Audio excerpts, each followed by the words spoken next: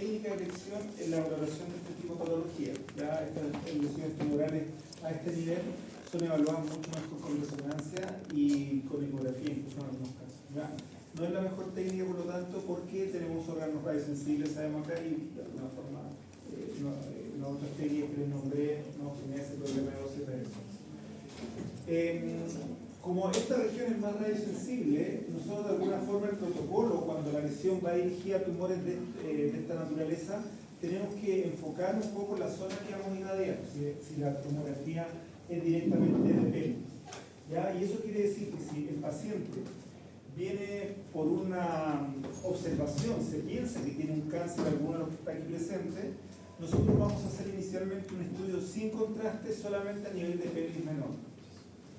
Y luego vamos a hacer una serie con contraste en fase parenquimatosa de toda la pelvis. Eso solamente es cierto porque, como les digo, por un tema de dosis reversión. La única diferencia va a ser el cáncer de vejiga y el cáncer de próstata. Vamos a hacer el mismo esquema de una fase sin contraste pelvis menor, una fase parenquimatosa toda la pelvis, y vamos a agregar una fase de llene vesical con contraste tanto en el cáncer de vejiga como en el de próstata. El de vejiga es lógico, ¿cierto? Por lo que vimos la semana pasada del urothelioma, pero el cáncer de próstata es básicamente para poder delimitar el tamaño de esta glándula en función a la vejiga, porque en el fondo la anatomía está una del lado de la otra. ¿Ya? Entonces en esos casos tiene que ser con vejiga llena. En el resto, sin contraste, con contraste con el vejiga inicial. Este esquema de protocolo se modifica cuando el paciente es un paciente que le están pidiendo la tomografía como control de un diagnóstico ya hecho. Ya sea porque el paciente está tratado, lo operaron, le hicieron quimio, le hicieron radioterapia y le piden un control por tomografía. Como en ese caso el paciente ya se conoce que tiene un tumor, si fue tratado o no, se hace una única fase con contraste, fase ¿ya? No necesitamos hacer una fase inicial sin contraste porque el tumor ya es conocido. ¿Por qué se nos pide la tomografía a este nivel? Básicamente, bueno, para ver obviamente la lesión tumoral, pero también para ver qué pasa con los ganglios linfáticos que están alrededor. ¿Ya? Entonces, es por eso que necesitamos que en el caso de la vejiga, esta esté bien llena, como lo vimos en el caso de la urotac, ¿cierto? Esta tiene que estar bien llena, en este caso, inicialmente con orina, y en un barrido más tardío, es decir, 10 minutos, 15 minutos post inyección de contraste, llena con contraste. ¿Okay? Entonces, esa condición, para poder evaluar efectivamente si en la pared vesical existe algún engrosamiento focal o difuso que pueda estar relacionado a este tipo de tumor. Ver también si en el tejido que rodea la pared vesical hay alguna alteración grasa y ver si los ganglios linfáticos son mayores a 15 milímetros en su eje corto. Ganglios linfáticos vamos a encontrar a nivel de la pelvis, sobre todo en la pelvis menor, pero si son mayores a 15 milímetros solamente hablamos de un proceso, de una respuesta, una invasión de este tumor a los ganglios que están a ese nivel. Por lo tanto, en la clasificación TNM le pueden dar cierto un rango mayor en función a que hay ganglios linfáticos que ya están comprometidos, cuando en su eje corto son mayores a 15 milímetros.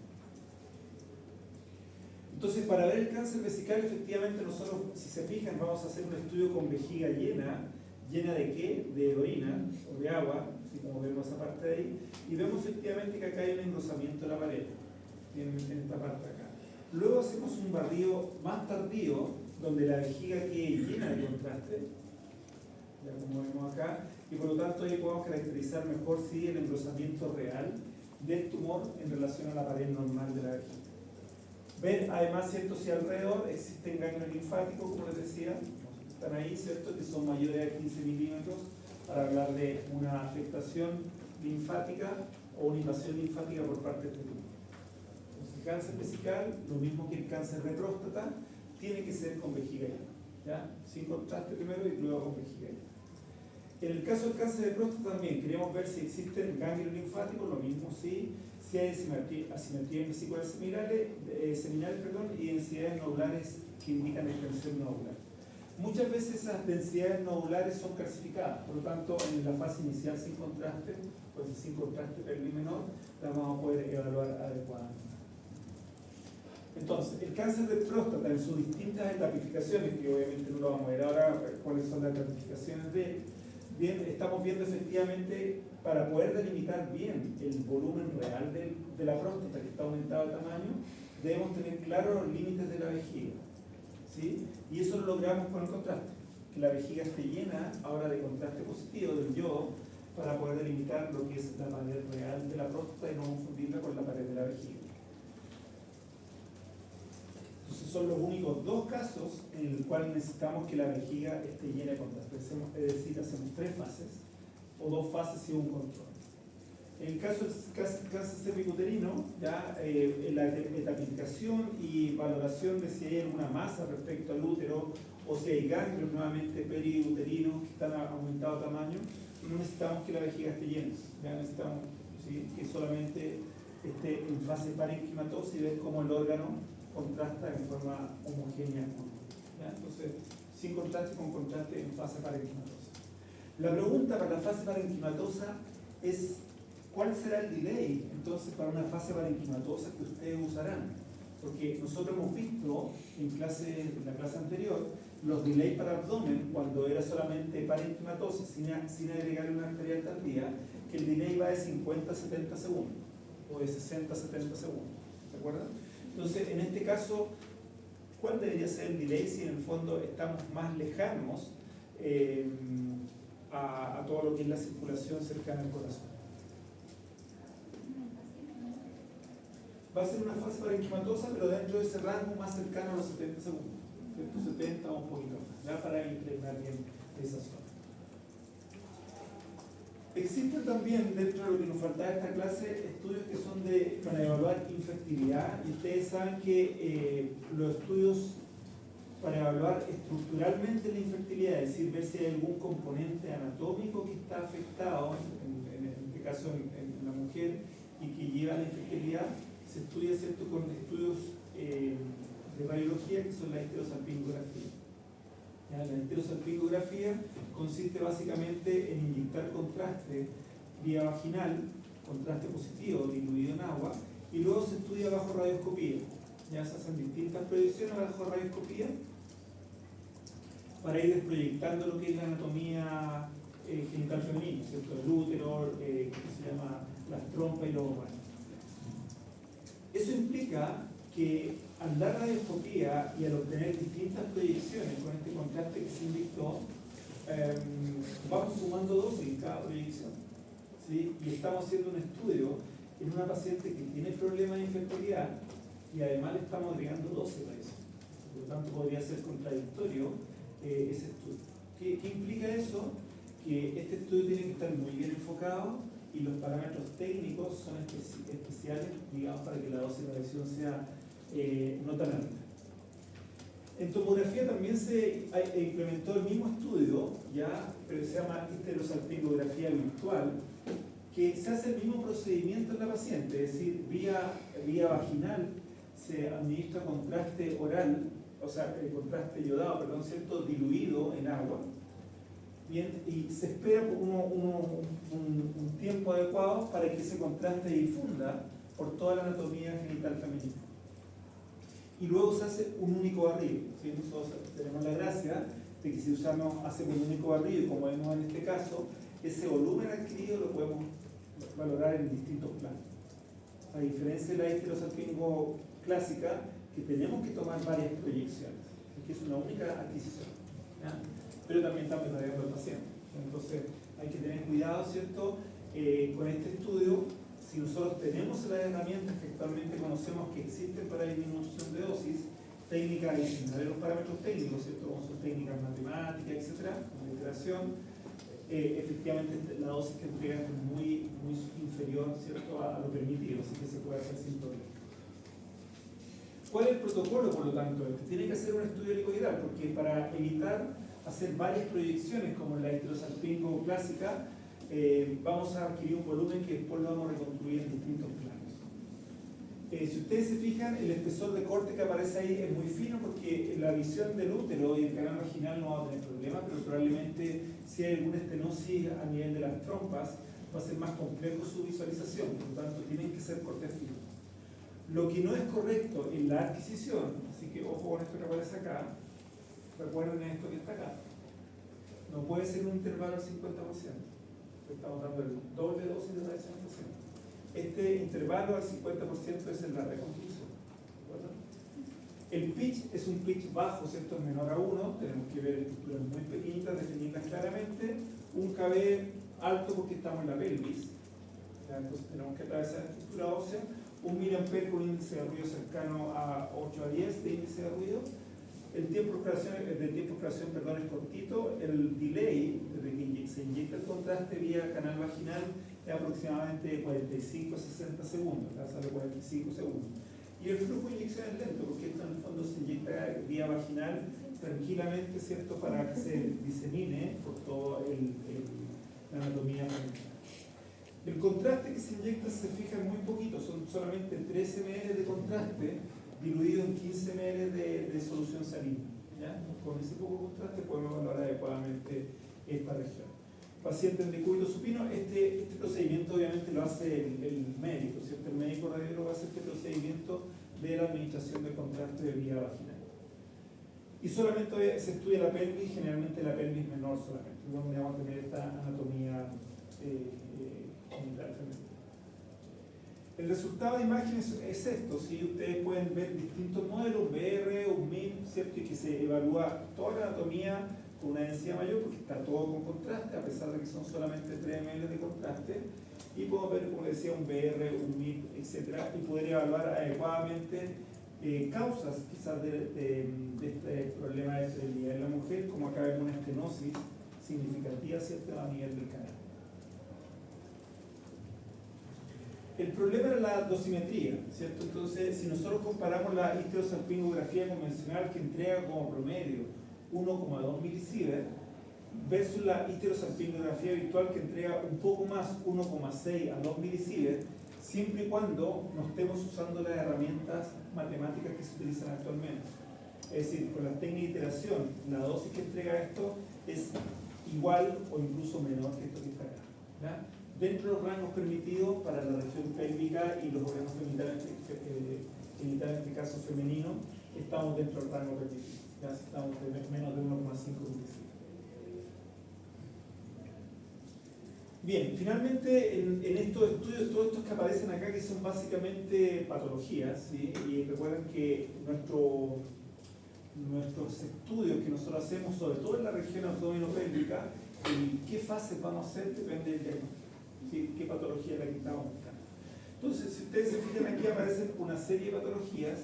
Algunas de ellas tienen mayor gravedad que otras, como por ejemplo una obstrucción intestinal parcial o completa, un paciente con TBP, un abdomen agudo, ¿cierto? Son condiciones, una perforación intestinal, son condiciones más graves, ¿cierto? Están incluidas dentro de lo que es el abdomen agudo. Y por lo tanto se tienen que tratar de esa forma, se tratan de urgencia y hay que verlos rápidamente con imágenes cerebrales.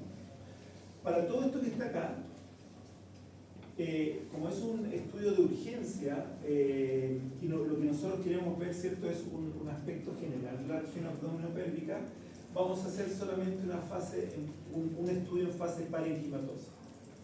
No requerimos hacer fases adicionales para estos diagnósticos que están acá. Ojo lo que dice acá, control de cáncer.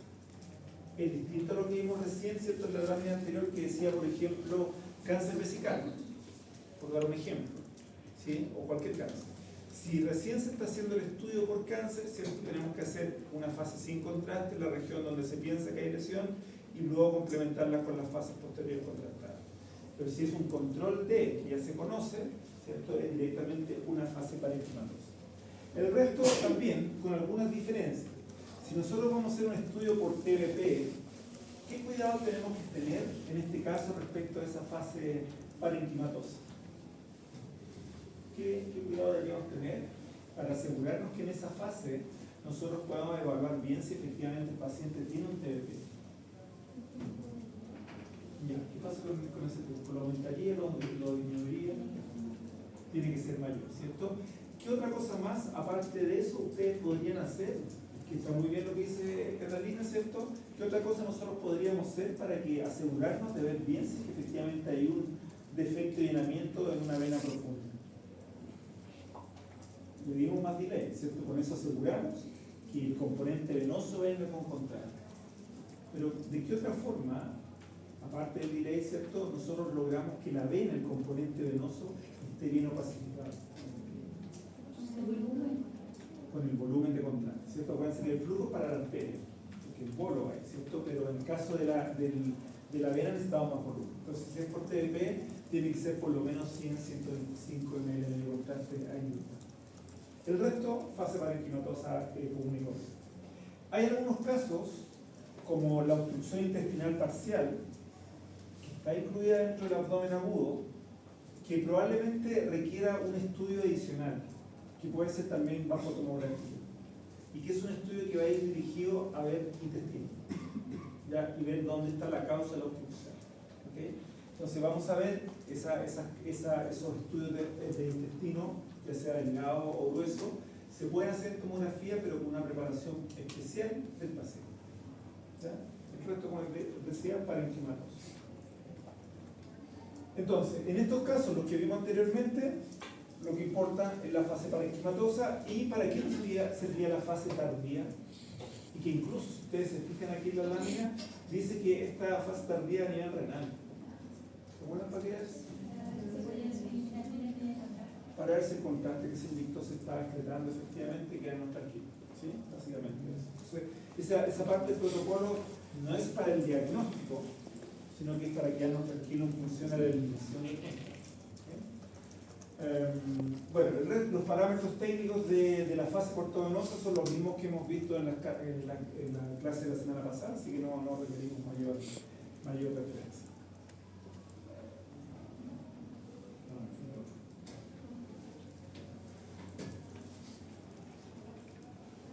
Entonces, en resumen de esto que nos quedaba, acá está un poco los distintos fases en función a los diagnósticos. Hematuria, ¿cierto? Dice sin contraste y con contraste intravenoso. ¿Qué podrían agregar ustedes de la hematuria, ¿cierto?, en relación a estas fases? Porque ahí dice una fase sin contraste y una fase con contraste, es decir, le está haciendo directamente quizás en una fase parenquimatosa, porque aquí está el trifásico, antiviral arterial, ¿sí? ¿Habría alguna modificación para la hematuria en algunos casos de esas fases que están ahí? ¿En qué caso harían alguna modificación?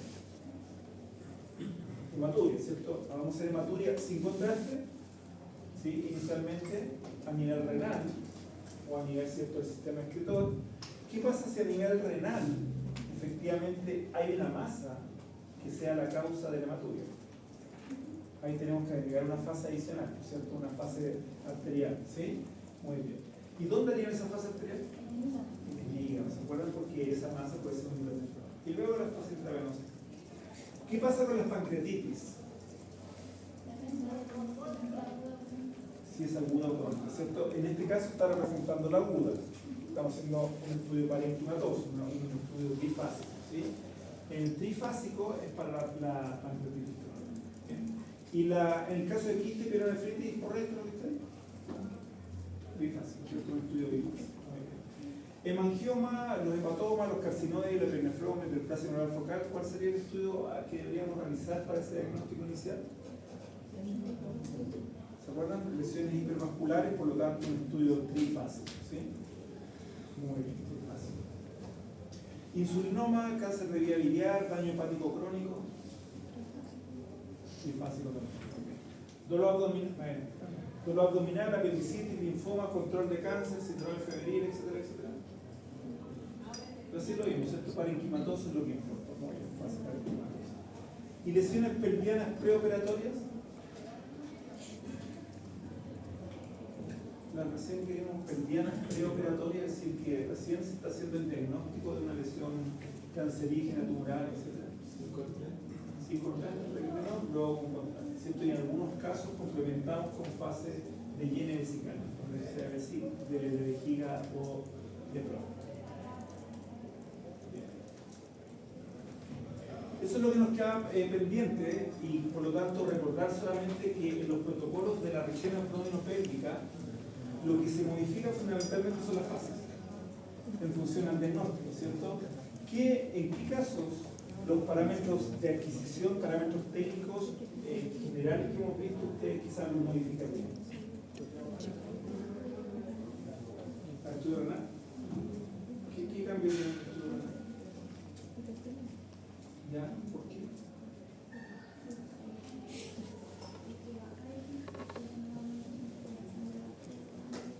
Bien, ¿eso es para un estudio renal o suprarrenal? Suprarrenal, porque son más chiquitos y el riñón igual es más grande, por lo tanto más en el suprarrenal, ¿cierto? El páncreas también puede tener algunas modificaciones en el peso del corte y pitch, el resto es todo igual. Lo que cambia son las fases, ¿sí? Bien, ¿qué es lo otro que podría cambiar finalmente? Que lo conversamos también en la clase pasada, es las características propias del paciente. Esos parámetros de adquisición que aparecían en estas tablas, ¿cierto? Era para el paciente promedio.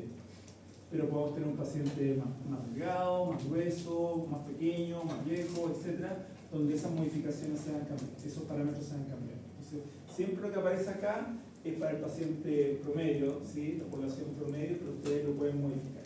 Todo estudio es modificable en función de las características propias del paciente. Lo que aquí vimos fue modificar un protocolo en función a qué, a las patologías por las cuales le piden. ¿Okay? Preguntas, chicos, eso es lo poquito que queda de la clase.